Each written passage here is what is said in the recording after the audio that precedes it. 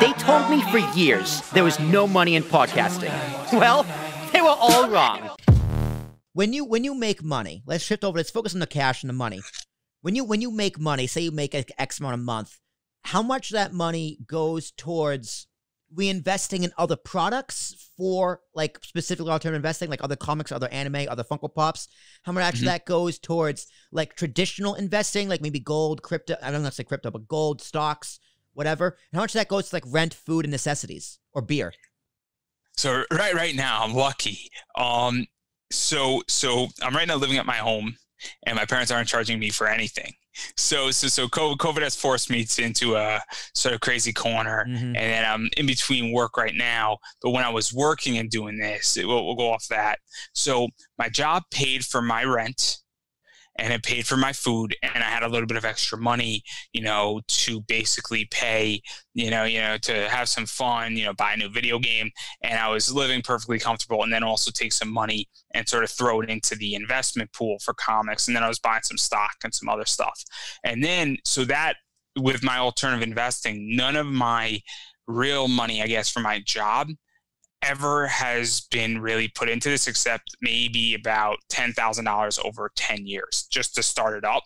And every once in a while, you need a little bit of a cash injection of maybe $1,000 every 2 years or so because you're having a cash flow issue.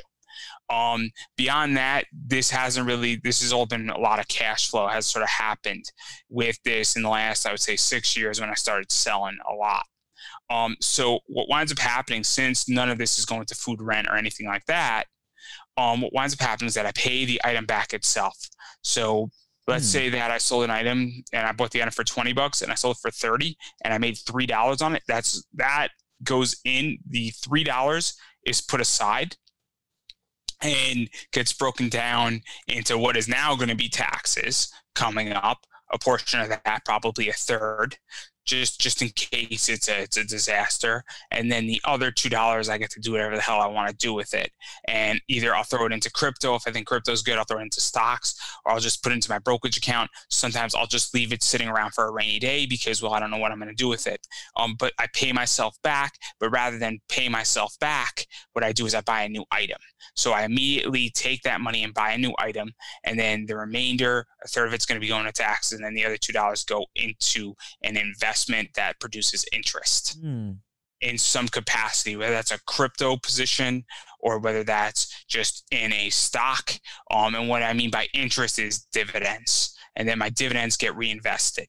And very rarely, I might just cash out of a complete book and take the whole thing off the table if I think it's a necessary move, because I have something coming up that is required for it.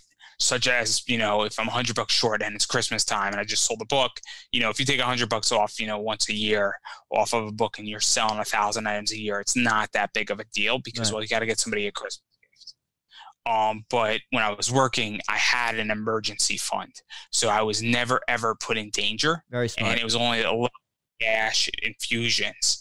And obviously right now, I am asset rich, I am stock rich, I am investing rich, I am cash poor.